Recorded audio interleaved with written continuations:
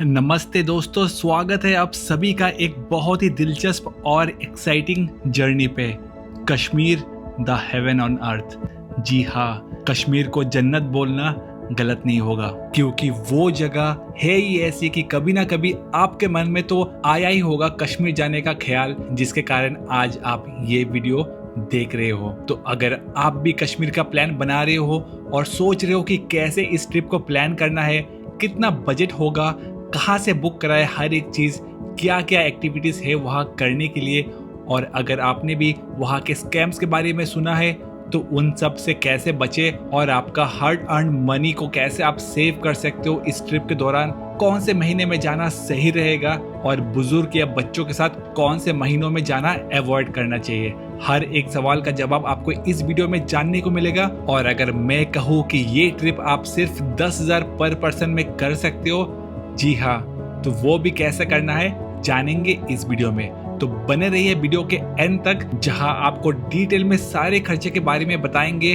और अगर आप नए हो इस चैनल में तो लाल कलर वाला सब्सक्राइब बटन तो जरूर क्लिक कर ले, ताकि आपको इसी तरह का इंफॉर्मेटिव वीडियोस आगे भी मिलती रहे। और ये वीडियो अगर पसंद आता है तो एक लाइक और कमेंट जरूर करें वीडियो देखने के बाद। तो पहले बात करते हैं कि कश्मीर जाने का बेस्ट टाइम क्या है।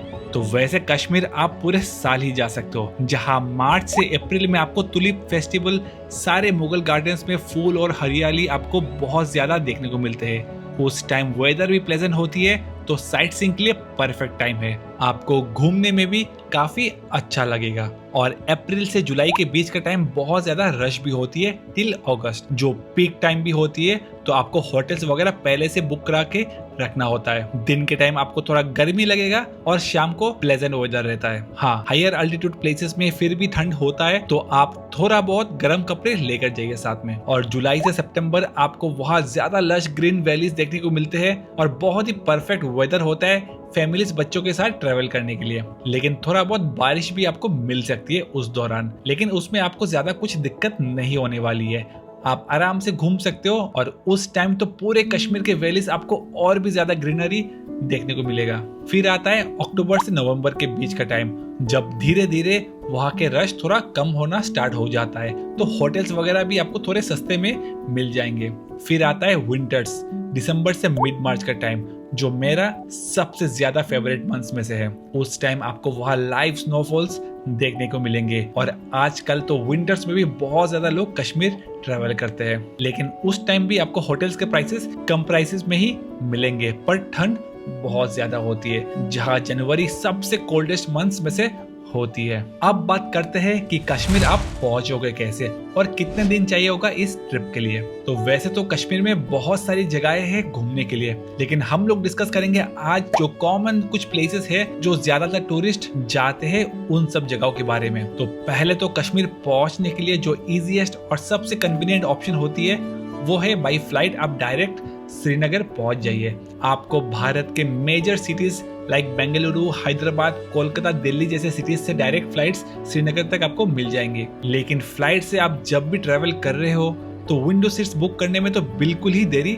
ना करें, क्योंकि श्रीनगर के फ्लाइट्स के लिए विंडो सीट्स का रश बहुत ज्यादा रहती है। ऑटो वेब चेक इन तो कम्प्लीटली अवॉइड ही करें, क्योंकि जो नजारा फ्लाइट से आपको देखने को मिलता है उसका तो कोई जवाब ही नहीं। बेहद ही खूबसूरत होती है पूरा सफर इन हिमालय की पहाड़ों के ऊपर से। और दूसरा ऑप्शन है कि आप बाई ट्रेन जम्मू तक पहुंच सकते हो।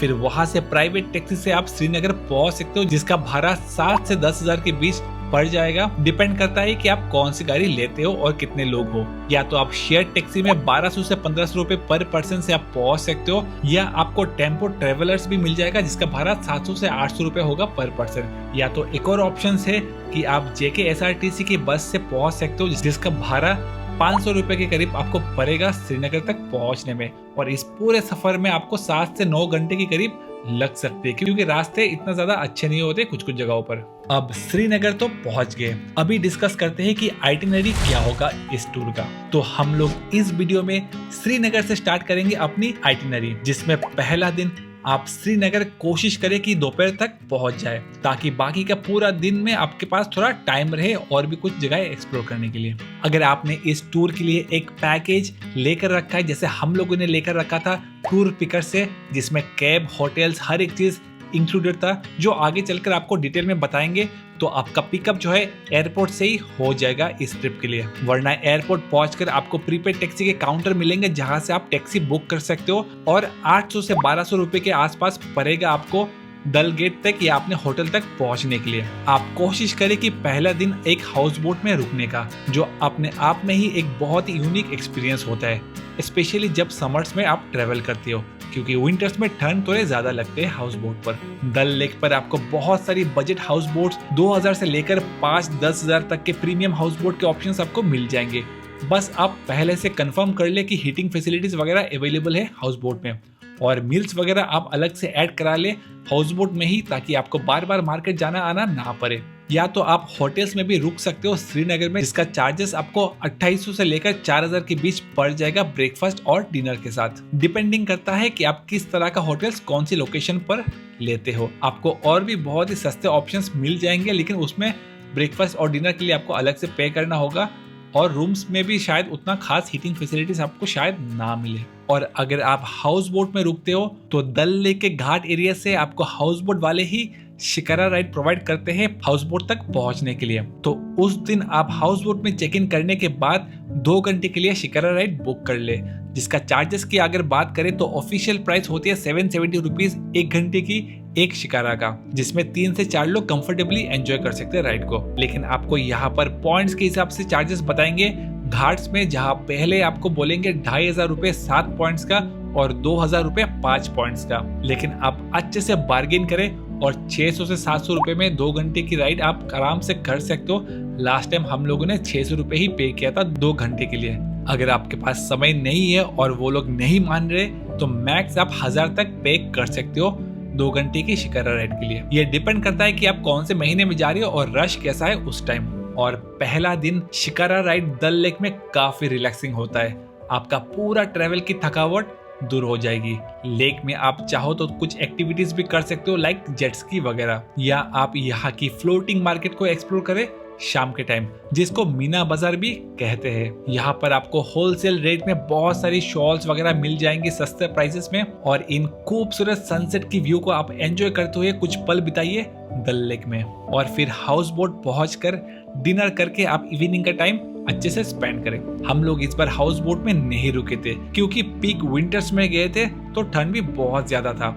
लेकिन लास्ट टाइम जब हम लोग मार्च में गए थे तब हाउस बोट पर रुके थे, और क्या ही अमेजिंग एक्सपीरियंस था। अंदर एकदम हीटिंग फैसिलिटीज था, हम लोग तो बस टी शर्ट और शॉर्ट्स में ही सो गए। और इस बार का ये पूरा 6 नाइट 7 डेज का टूर पैकेज हम लोगों ने बुक कराया था टूर पिकर से। बहुत ही अच्छा और कंफर्टेबल स्टेज था हर होटल्स में। होटल्स भी काफी नीट और प्रीमियम था, और हम लोगों ने इस टूर को अपने हिसाब से कस्टमाइज भी कराया था। हम लोगों ने बजट और प्रीमियम होटल्स मिलाकर अपने बजट के हिसाब से इस ट्रिप को बुक कराया था टूर पिकर से। आप चाहो तो उन लोगों का स्टैंडर्ड बजट पैकेज या प्रीमियम पैकेज बुक करा सकते हो अपने प्रेफरेंस और बजट के हिसाब से, जिसका चार्जेस के बारे में वीडियो के आगे जाकर आपसे शेयर करेंगे डिटेल में। Mister Vishwajyoti from tour pickers बहुत ही ज्यादा हेल्पफुल थे।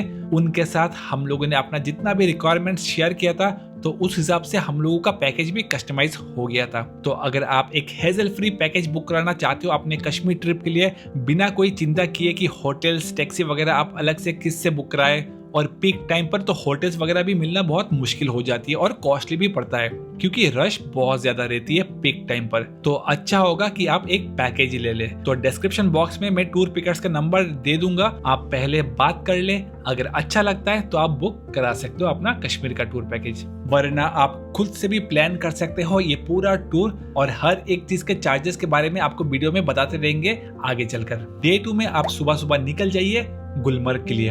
आप चाहो तो श्रीनगर में रुककर डे ट्रिप के लिए जा सकते हो गुलमर्ग, या गुलमर्ग में स्टे भी कर सकते हो। अगर आप अपना ट्रिप को थोड़ा शॉर्ट रखना चाहते हो तो आप डे ट्रिप करके श्रीनगर वापस आ जाइए, ताकि थोड़ा कॉस्ट भी कम हो जाए आपके इस ट्रिप का, क्योंकि गुलमर्ग के होटल्स के प्राइसेस श्रीनगर के कंपैरिजन में बहुत ज्यादा महंगे होते हैं। 4 से 5 हजार तो आपको मिनिमम चाहिए होगा नाइट स्टे का हीटिंग फैसिलिटीज के साथ। श्रीनगर से गुलमर्ग तक की दूरी है कुछ 60 किलोमीटर, जिसमें लग जाएंगे आपको 2 घंटे के करीब। लेकिन गुलमर्ग पहुंचने से पहले एक जगह आती है तनमर्ग, जहां से आप स्नो जैकेट्स बूट्स वगैरह ले सकते हो अगर विंटर्स में ट्रेवल करते हो। और तनमर्ग से लेफ्ट की तरफ एक और जगह आती है जिसका नाम है ड्रंग वाटरफॉल्स। अगर आप विंटर्स में मिड दिसंबर से फरवरी के बीच ट्रेवल करते हो तो आपको ये वाटरफॉल्स पूरा फ्रोजन मिलेगा और बहुत ही खूबसूरत लगती है देखने में। मिड मार्च तक भी थोड़ा बहुत आपको फ्रोजन मिलेगा ये वाटरफॉल्स, लेकिन उसके बाद ये जगह अवॉइड करना ही बेटर होगा आपके लिए। और ड्रंग तक जाने के लिए आपको तनमार्ग से अलग से एक कार या एटीवी राइड हायर करना पड़ता है, जिसका चार्जेस 1500 से 2000 के बीच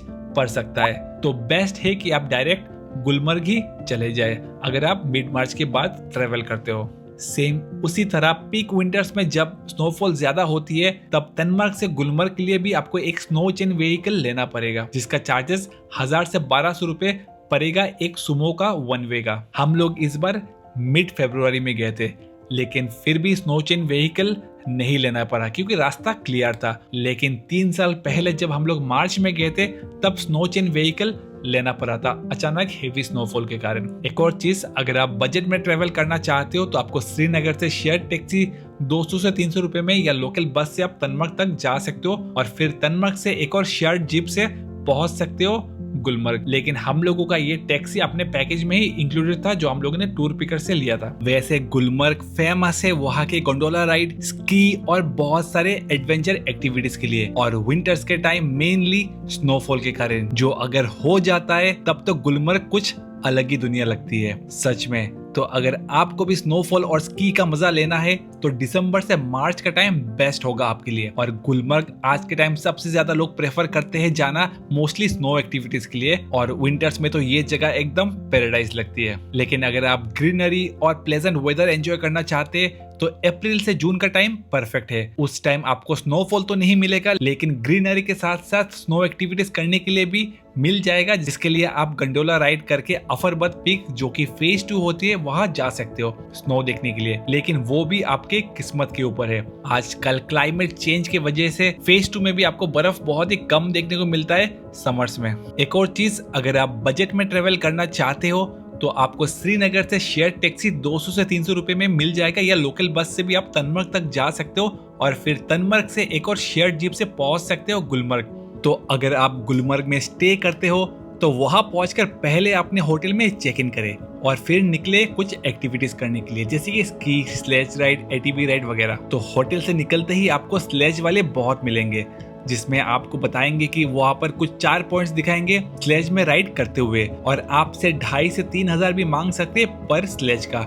लेकिन आप बार्गेनिंग अच्छे से करें यहाँ पर हर एक एक्टिविटीज करने के लिए, क्योंकि प्राइसेस बहुत ज्यादा बढ़ाकर बताते हैं। और अगर आपको स्लेज राइड का एक्सपीरियंस करना ही है तो आप मैक्स 1000 रुपए तक दे सकते हो 4 पॉइंट्स का, वरना मैं रिकमेंड नहीं करूंगा कि आप स्लेज राइड करते हुए ये 4 पॉइंट्स देखने जाओ, क्योंकि ये सारी जगह जो है कुछ गुलमर्ग के 2 किलोमीटर के अंदर ही आ जाती है और आप पैदल ही घूम सकते हो हर एक जगह। लेकिन फिर भी आप एक शॉर्ट राइड के लिए जा सकते हो स्लेज में, 300 से 400 मैक्स आप देकर जो है थोड़ा टाइम के लिए एंजॉय कर सकते हो। फिर आप करें स्की, जो गुलमर्ग का बहुत ही फेमस एक्टिविटीज में से है, क्योंकि गुलमर्ग में इंटरनेशनल स्की सेंटर है जहां बाहर से भी लोग आते हैं स्की करने, और बहुत लोग तो यहाँ पर आकर स्की सीखते भी है। लेकिन उसका अलग से कोर्सेज होती है जिसका चार्जेस 4 से 5000 से स्टार्टिंग होती है, और 2 से 3 दिन भी लग सकते हैं डिपेंडिंग आप कौन से कोर्स लेते हो। लेकिन टूरिस्ट ज्यादातर जस्ट फॉर फन ही करते हैं थोड़े टाइम के लिए स्की एक्टिविटी, और आप भी चाहो तो कुछ 1 घंटे के लिए कर सकते हो 500 से 700 रुपए देकर। बार्गेन आपको इसमें भी करना पड़ेगा। फिर ये 2 एक्टिविटीज करने के बाद आप यहाँ के नियर बाई कुछ प्लेसेस जा सकते हो, लाइक चर्च, शिवजी की मंदिर। लेकिन गुलमर्ग का जो मेन अट्रैक्शन है वो है द फेमस गंडोला राइड, जो दुनिया का 2nd हाईएस्ट गंडोला है। लेकिन वो आप डे 2 सुबह के टाइम करें ताकि आपको भीड़ भाड़ कम मिले, वरना अगर आप गुलमर्ग का डे ट्रिप कर रहे हो तो आप गुलमर्ग पहुंचते ही सबसे पहले आप गंडोला राइड के लिए निकल जाइए, क्योंकि वहां पर आपको बहुत टाइम लगने वाला है। अगर आप 11 बजे के बाद के स्लॉट्स में टिकट्स बुक कराते हो तो 2 घंटे से भी ज्यादा आपको लाइन में लग सकता है। या तो आप एक काम कर सकते हो कि आप श्रीनगर से सुबह 7 बजे के करीब निकलकर डायरेक्ट गुलमर्ग पहुंच जाए और फिर गंडोला राइड करके लास्ट में रिटर्न के टाइम ड्रंग वाटरफॉल्स देखते हुए आप श्रीनगर लौट सकते हो। और गंडोला का टिकट आप ऑनलाइन जम्मू कश्मीर cablecar.com से कर सकते हो बुक। हाँ, कोशिश करें ट्रिप कंफर्म करते ही पहले आप बुक करा ले टिकट गंडोला का, क्योंकि बहुत ज्यादा रश रहती है टिकट के लिए भी। या बाई चांस अगर आपको नहीं मिलती है ऑनलाइन टिकट्स तो जिस दिन आपका गुलमर्ग का डे ट्रिप का प्लान है तो आप तत्काल में एक दिन पहले भी टिकट बुक करा सकते हो ऑनलाइन, जिसका कुछ एक्स्ट्रा चार्जेस 100-150 रुपए होता है। या अगर हम लोग जैसा आपको टिकट मिलता ही नहीं तब आप यहाँ से ब्लैक में भी ले सकते हो किसी एक गाइड को हायर करके, लेकिन उसमें आप थोड़ा सावधानी बरतें और पैसा तो पहले ही ना दे दे। फेज 1 या फेज 2 पहुंच कर ही पैसा दीजिए, क्या पता अगर आपको फेक टिकट आपको थमा दिया जाए जो इनवैलिड हो। तो कभी कभी इस तरह का स्कैम्स भी हो जाती है वहाँ, और बार्गेन तो जितना हो सके उतना करिए अच्छे से। ये थंब रूल है यहाँ पर हर एक एक्टिविटीज करने के लिए। और गंडोला राइड में आपके पास 2 ऑप्शन है जहाँ आप जा सकते हो फेज 1 के लिए, जिसका नाम है कोंगडोर स्टेशन, 8500 फीट की ऊंचाई पर है और चार्जेस आपको 810 रुपए पर पर्सन वहां पर पहुंचने के लिए होता है। और दूसरा है फेज 2 अफरबत पीक, 13,500 फीट की ऊंचाई पर, जिसका चार्जेस 1000 रुपीज पर पर्सन होता है। और आप इन दोनों में से कोई भी एक फेज जा सकते हो डिपेंडिंग ऑन आप कौन से महीने में ट्रेवल करते हो। अगर विंटर्स में ट्रेवल करते हो तो फेज 2 भी आपको जाना शायद ना पड़े, फेज 1 में ही आपको भरपूर बर्फ मिलेगा और कभी कभार फेज 2 का गंडोला बंद भी रहती है पीक विंटर्स में। और ऊपर फेज 1 या फेज 2 पहुंचकर आप करें स्नो बाइक का राइड, जिसका चार्जेस होता है 1000 रुपीज शॉर्ट राइड के लिए और 2000 लॉन्ग राइड का, और आप खुद भी चला सकते हो बाइक। बस थोड़ा बहुत टिप आपसे मांग सकते हैं राइडर, वो आप अपने हिसाब से दे सकते हो। वहाँ पर स्टॉल्स भी लगे हुए होते हैं तो आपको खाने पीने के लिए भी कोई दिक्कत नहीं होने वाला है। और सुबह सुबह जाने से आपके पास काफी सारा टाइम भी बच जाएगा, तो आप अपने हिसाब से वहाँ रुककर आराम से स्पेंड करके आप रिटर्न हो सकते हो। डे 3 में आप जाइए सोनमर्ग की डे ट्रिप के लिए। श्रीनगर से सोनमर्ग तक की दूरी है कुछ 80 किलोमीटर और लगते हैं 2 से 3 घंटे पहुंचने में। सोनमर्ग तक पहुंचने के लिए आप एक प्राइवेट टैक्सी से भी जा सकते हो, जिसका चार्जेस 3 से 4000 के करीब पड़ता है। और अगर आप बजट में घूमना पसंद करते हो तो आपको श्रीनगर से लोकल टैक्सी या बस में भी आप जा सकते हो। बस आप श्रीनगर से गंदरवाल या कंगन के लिए ले सकते हो, जिसका भाड़ा 30 रुपए के आसपास पड़ेगा। और फिर वहां से शेयर्ड जीप से 150 से 200 रुपए में आप पहुंच सकते हो सोनमर्ग। लेकिन हाँ, कभी कभी रिटर्न के टाइम सोनमर्ग से शेयर्ड टैक्सी मिलना थोड़ा मुश्किल हो जाती है अगर आप लेट हो जाते हो तो, इसलिए आप टैक्सी वाले का नंबर ले लीजिए ताकि बाद में आप उसी के साथ रिटर्न हो सकते हो। एक और चीज कि अपने कश्मीर ट्रिप के दौरान अगर आप टैक्सी हर एक जगह के लिए अलग से लेते हो, गुलमर्ग, सोनमर्ग और पहलगाम के लिए, तो उसका चार्जेस आपको ज्यादा पे करना पड़ेगा। वरना अगर आप किसी ट्रैवल एजेंट से पूरे ट्रिप के लिए टैक्सी बुक कराते हो या एक टूर पैकेज लेते हो तो उसमें आपको थोड़ा सस्ता पड़ेगा ओवरऑल ट्रांसपोर्टेशन की चार्जेस, जैसे हम लोगों ने किया था टूर पिकर से पैकेज लेकर, तो काफी सस्ता भी पड़ा था हर एक चीज और कुछ ज्यादा भी सोचना नहीं पड़ता है इसमें। वरना आपको ट्रिप के दौरान हर बार कैब बुक कराना बहुत ही हैजल हो जाएगा और टाइम वेस्ट भी होता है। और सोनमर्ग तक का ये पूरा सफर बहुत ही खूबसूरत होता है। और अभी के टाइम सोनमर्ग टनल भी बन चुका है 13 जनवरी 2025 से। इस टनल का स्टार्टिंग पॉइंट गगनगीर से स्टार्ट होकर सोनमर्ग तक जाकर खत्म होती है। और पहले जब विंटर्स में ज्यादा स्नोफॉल होती थी तब ये रास्ता भी बंद हो जाती थी, और जब थोड़ा बहुत स्नो कम भी होती है तब आपको गगनगीर से स्नो चेन व्हीकल लेना पड़ता था, जिसका चार्जेस अलग से आपको 3 से 3500 के बीच चार्ज पे करना होता था।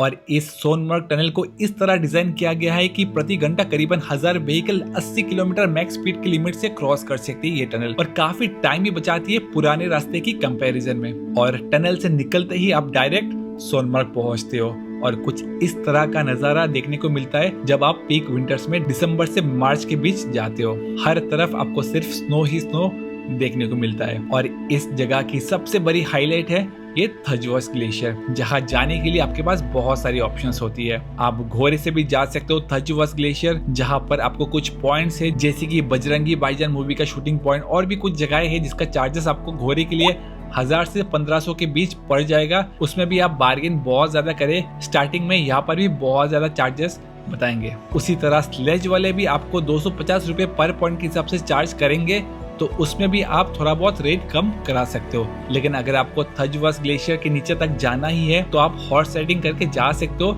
स्लेज से तो बेहतर ही है, क्योंकि स्लेज में बैठते बैठते आपको बहुत ज्यादा बोर लगने वाला है और थकावट भी बहुत ज्यादा होती है। या आप स्नो बाइक का राइड करते हुए भी जा सकते हो, जो हम लोगों ने किया था, लेकिन वहाँ पर भी कुछ दिक्कतें होती है। वहाँ के जो यूनियन के लोग होते हैं वो लोग आपको बताएंगे थजवास ग्लेशियर तक लेके जाएंगे, लेकिन वो एक्चुअली लेकर नहीं जाते, बीच रास्ते पर ही आपको उतार देंगे। वो आपको थोड़ा सा सामने ले जाकर छोड़ देते हैं। आपसे चार्ज करेंगे 2000 रुपए अनलिमिटेड टाइम के लिए, 1500 रुपए 1 घंटे की, 1030 मिनट और 600 रुपए 15 मिनट के लिए। यही पर ही जो है बहुत सारे टूरिस्ट से वो लोग बहुत पैसा ले लेते हैं। ऐसा नहीं कि आपको जो है 15 मिनट, आधा घंटा या 1 घंटे के लिए बाइक में घुमाएंगे थाजवास ग्लेशियर में। एक्चुअल में जो टाइमिंग बताते हैं वो उस ड्रॉप पॉइंट पर छोड़ने के बाद आप कितना टाइम वहाँ पर लगाते हो बाकी सारे एक्टिविटीज करने के लिए, उसका चार्जेस डिमांड करते हैं, क्योंकि उन लोगों को फिर आपको लेना भी होता है स्नो बाइक से आकर। लेकिन आप सिर्फ 600 रुपए ही पे करें 15 मिनट के लिए, और जितना टाइम हो सके आप वहाँ पर रुक कर बहुत सारी रील्स, फोटोज, वीडियोस बनाइए। कोई कुछ पूछने वाला नहीं है, क्योंकि बाइक वाले फिर से आएंगे ही आपको लेने के लिए। तो आप जो है बिल्कुल भी ज्यादा पे ना करें। और यहाँ पर भी आपको बाइक चलाने के लिए अलग से कुछ पैसा मांग सकते हैं, 700 रुपए के करीब। लेकिन आपको अगर चलाना ही है तो आप 200 रुपए मैक्स दे सकते हो, या अगर आप गुलमर्ग में ऑलरेडी बाइक चला चुके हैं तो यहाँ पर स्किप कर दे। साथ में एक और ऑप्शन है सोनमर्ग में कि आप एक यूनियन टैक्सी हायर करके साइट सीइंग पॉइंट्स के लिए भी जा सकते हो, जहाँ पर कुछ जगह है लाइक फिश पॉइंट, जोजिला पास, 0 पॉइंट वगैरह, जिसका चार्जेस अलग से आपको 3 से 4,000 रुपए पे करना पड़ सकता है। विंटर्स में वो सब जगह बंद रहती है, लेकिन अगर आप समर्स में जा रहे हो तो वो भी कर सकते हो। सोनमर्ग में तो लोग ज्यादातर इस खूबसूरती को एंजॉय करने के लिए ही जाते हैं, और बहुत सारे रील्स बनाते हुए आपको लोग दिखेंगे।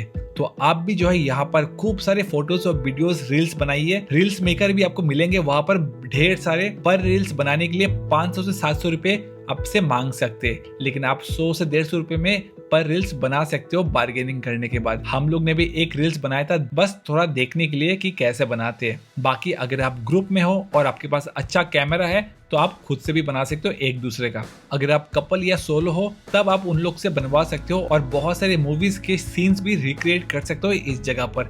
वो भी बहुत ज्यादा फेमस है, और इंस्टाग्राम तो पूरा भरा हुआ है इस तरह के रील्स से। और यही आज के टाइम मेन एक्टिविटी है सोनमर्ग में। और शाम को 3, साढ़े 3 बजे के आसपास आप सोनमर्ग से रवाना हो जाइए श्रीनगर के लिए। और अगर आपके पास टाइम बच जाता है श्रीनगर पहुंचकर, तो आप शाम को लाल चौक में घंटाघर के सामने जाकर कुछ फोटोज ले सकते हो, या पोलो व्यू मार्केट में कुछ खरीदारी भी कर सकते हो, जहां आपको सस्ते शॉपिंग के ऑप्शंस भी मिल जाएंगे। या वो सब आप नेक्स्ट डे में भी कर सकते हो, क्योंकि डे 4 को आप करेंगे श्रीनगर के लोकल साइट सीइंग, जिसमें सुबह पहले आप जाइए श्री आदि शंकराचार्य टेम्पल पर, जहां जाने के लिए आपको कुछ 200 स्टेप्स क्लाइम करना होता है। श्री आदि शंकराचार्य जो एक इंडियन वैदिक स्कॉलर, फिलोसोफर और टीचर थे, उन्होंने यहाँ पर ध्यान किया था और अद्वैत वेदांता का प्रचार किया। मंदिर एक ऑक्टागोनल शेप में बना हुआ है और पूरे सॉलिड स्टोन से निर्मित है। मंदिर श्रीनगर से कुछ 1000 फीट की ऊंचाई पर स्थित है, जहां से आपको डल लेक, झेलम नदी और पूरे श्रीनगर शहर का बहुत ही खूबसूरत नजारा देखने को मिलता है। हर साल महाशिवरात्रि पर यहाँ पर विशेष पूजा और भजन का आयोजन होता है। उसके बाद आप एक्सप्लोर करिए सारे मुगल गार्डन्स, जिसमें पहले आप जाइए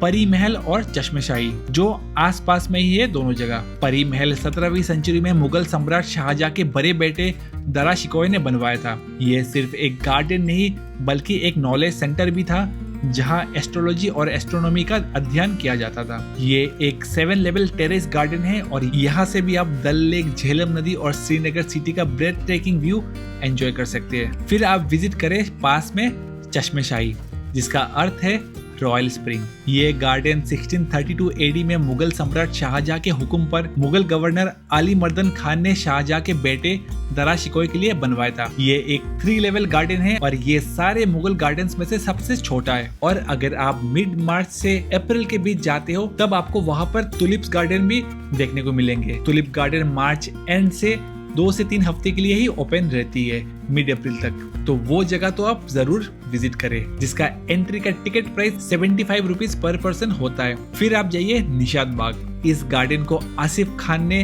1633 में बनवाया था, जो नूरजहां के बड़े भाई और शाहजहां के ससुर थे। और निशात बाग का मतलब है खुशी का बाग, और ये नाम इसकी खूबसूरती देखकर बिल्कुल सही भी लगती है। एकदम डल लेक के ऑपोजिट में ये गार्डन बना हुआ है, और बहुत ही खूबसूरत लैंडस्केप आपको इस गार्डन से देखने को मिलते हैं। फिर आप लंच के लिए भी जा सकते हो, क्योंकि गार्डन्स देखते देखते आपको थोड़ा बहुत अभी भूख लगना स्टार्ट हो गया होगा। तो अगर आप नॉन वेजिटेरियन हो तो कश्मीर का फेमस वाजवान तो जरूर ट्राई करें, या अगर आप वेजिटेरियन हो तो आप पनीर वाजवान भी ट्राई कर सकते हो। फिर लंच के बाद विजिट करें आखिरी गार्डन शालीमार बाग, जो 1619 में मुगल बादशाह जहांगीर ने अपनी बेगम नूरजहां के लिए बनवाया था। उनके लिए ये गार्डन एक सुंदर जगह नहीं बल्कि गर्मियों का रॉयल समर रेसिडेंस भी था, और ये सारे मुगल गार्डन्स में से सबसे बड़ा भी है। फिर सारे मुगल गार्डन्स को एक्सप्लोर करने के बाद आप शाम के टाइम फिर से शिकारा राइड कर सकते हो या आप शॉपिंग के लिए भी जा सकते हो लाल चौक, अगर आपको सोनमर्ग वाले दिन टाइम नहीं मिलता है लाल चौक जाने का। एक और बहुत ही इंपॉर्टेंट इन्फॉर्मेशन कि कश्मीर में सिर्फ बाहर का पोस्ट पेड सिम ही चलता है या लोकल कश्मीर का प्रीपेड सिम। तो अगर आपके पास पोस्ट पेड सिम नहीं है तो आप यहाँ आकर एक सिम ले सकते हो या अपने ट्रेवल एजेंट से बात करके कोई एक्स्ट्रा सिम अगर उनके पास है तो वो भी यूज कर सकते हो। अब आता है डे 5 जिसमें आज आपको जाना है पहलगाम के लिए, जो बहुत ही फेमस है वहाँ के पिक्चर परफेक्ट लैंडस्केप्स के लिए और बहुत सारी जगहें भी है वहाँ पर देखने के लिए। लेकिन मेन सवाल है कि जिस तरह सोनमर्ग और गुलमर्ग का डे ट्रिप किया जा सकता है तो क्या उसी तरह पहलगाम में भी डे ट्रिप करके हर एक जगह कवर किया जा सकता है या नहीं, ताकि कॉस्ट बच जाए थोड़ा बहुत, और अगर नहीं तो कितना दिन रुकना पड़ेगा, चलिए वो भी जानते हैं। तो श्रीनगर से पहलगाम की दूरी है 95 किलोमीटर और लग जाते हैं 2 घंटे की करीब पहुंचने में, लेकिन आपको 3 से 4 घंटे भी लग सकते हैं क्योंकि ऑन द वे पर आप बहुत सारी स्टॉप्स देते हुए जाएंगे, जिसमें पहले आता है ड्राई फ्रूट्स शॉपिंग, क्योंकि कश्मीर फेमस है वहाँ के ड्राई फ्रूट्स और स्पाइसेस की वजह से, जिसमें ड्राई फ्रूट्स ज्यादातर लोग पहलगाम जाते टाइम ही खरीदते हैं क्योंकि थोड़े सस्ते और अच्छे क्वालिटी के ड्राई फ्रूट्स आपको इसी रास्ते पर ही मिलते हैं। और ऑन द वे पर रास्ते के दोनों तरफ आपको सैफरन फील्ड्स, बहुत सारे ड्राई फ्रूट्स के दुकान भी देखने को मिलेंगे। आपका ड्राइवर ही आपको ले जाएगा किसी भी एक ड्राई फ्रूट्स के दुकान में, उनका लिंक होता है अलग अलग दुकानों से, वहां से आप केसर, बादाम, अखरोट जैसे बहुत सारे ड्राई फ्रूट्स जरूर खरीदे, ज्यादा भी मत खरीदे, फिर आपको ले जाने में भी दिक्कत हो सकता है। थोड़ा बहुत खरीद सकते हो और अगर अच्छा लगे तो उनके थ्रू ऑर्डर भी कर सकते हो, होम डिलीवरी। वैसे श्रीनगर से पहलगाम तक का प्राइवेट टैक्सी का भाड़ा 2,500 से 4,000 के बीच पड़ जाएगा, डिपेंडिंग ऑन आप कौन सा गाड़ी हायर करते हो। और अगर आप बजट में ट्रेवल करना चाहते हो तो पहलगाम आप बाई बस या शेयर टैक्सी से भी जा सकते हो, लेकिन उसके लिए आपको डायरेक्ट टैक्सी शायद ना मिले श्रीनगर से, तो आप श्रीनगर दल गेट से अनंतनाग के लिए बस या शेयर टैक्सी ले सकते हो, जिसका भाड़ा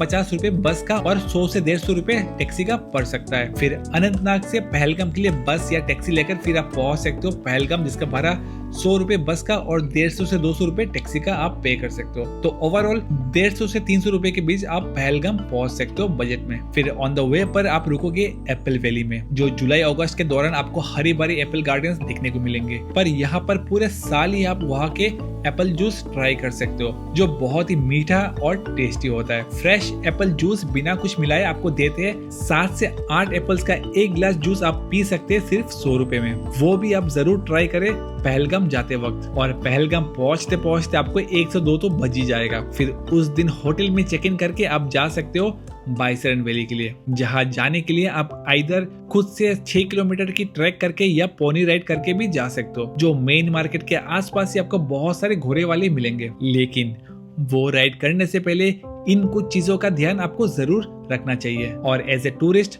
थोड़ा केयरफुल भी रहना पड़ेगा आपको, क्योंकि बाइसरन वैली पोनी राइड करके जाने के लिए घोड़े वाले आपसे बहुत ज्यादा डिमांड करते हैं। 5, 10, 12 हजार एक घोड़े के लिए मांग सकते, कुछ भी रेट बताते जो मन में आता है। लेकिन आपको यहाँ पर अच्छे से, मतलब बहुत ही अच्छे से बार्गेनिंग करना पड़ेगा, वरना आप बहुत ज्यादा पैसा दे बैठेंगे। और ज्यादातर लोगों के साथ स्कैम्स भी यहाँ पर इसी कारण होता है। हम लोग जब किए थे लास्ट टाइम, एक घोड़े का 1200 रुपए दिए थे, लेकिन बार्गेनिंग करने के बाद भी अगर वो लोग नहीं मानते तो मैक्स आप 1500 तक दे सकते हो, उससे ज्यादा तो पे मत ही करें। और आपको बताएंगे कि ऑन द वे पर 4 पॉइंट्स दिखाएंगे जो बस नाम के लिए होता है, एज सच कुछ खास भी नहीं होते उन पॉइंट्स पर।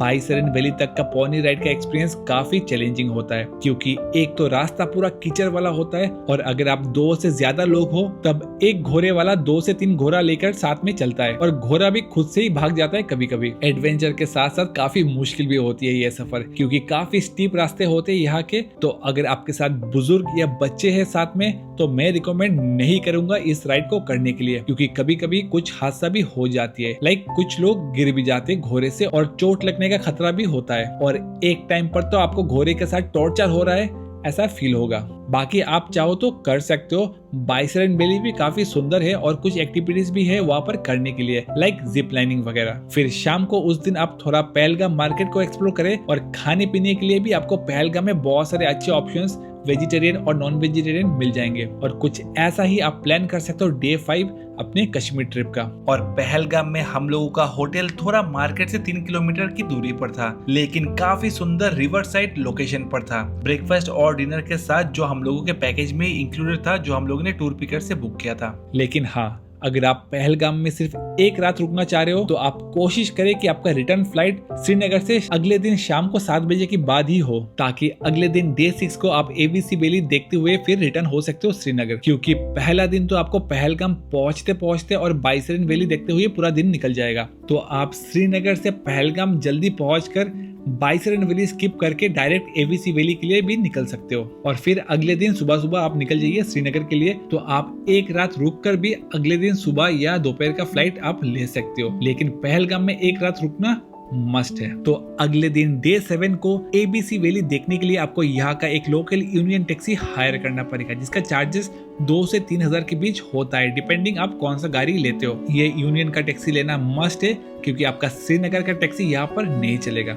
अगर आप सोलो या कपल हो तो आप अपने होटल में ही अगर कोई मिल जाता है तो उनके साथ ये राइड शेयर भी कर सकते हो। तो आधे पैसे में ही हो जाएगा आपका एबीसी वैली का टूर। और पहले आप जाइए चंदनवारी, जो फेमस है मेनली अमरनाथ यात्रा के कारण, क्योंकि चंदनवारी में ही है अमरनाथ यात्रा का बेस कैंप। तो यहाँ पर आपको बहुत सारी शॉप्स, हॉस्पिटल्स, छोटे छोटे कैंप्स वगैरह मिलेंगे बने हुए, और स्नो भी आपको बहुत ज्यादा मिलता है यहाँ पर। पीक विंटर्स में ये रास्ता कभी कभार बंद भी हो जाती है। लास्ट टाइम हम लोग जब मार्च में गए थे तब हम लोग चंदनवारी तक पहुंच नहीं पाए थे, लेकिन इस बार फरवरी में ही हम लोग पहुंच गए थे, क्योंकि बर्फबारी बहुत कम हुआ है। और यहाँ भी कुछ पॉइंट्स है जो आप स्लेज राइड करते हुए भी जा सकते हो। यहाँ का स्लेज थोड़ा बेटर होता है, सिटिंग चेयर जैसा, तो वो आप कर सकते हो, वो थोड़ा रिलैक्सिंग लगता है। गुलमर्ग सोनमर्ग जैसा नहीं है यहाँ का स्लेज। चंदनवारी से थोड़ा सा ही नीचे की तरफ आता है बेताब वैली, जो फेमस है यहाँ की खूबसूरती के लिए, क्योंकि यहाँ पर बहुत सारे मूवीज के शूटिंग भी हो चुकी है। इस जगह का एक्चुअल नाम है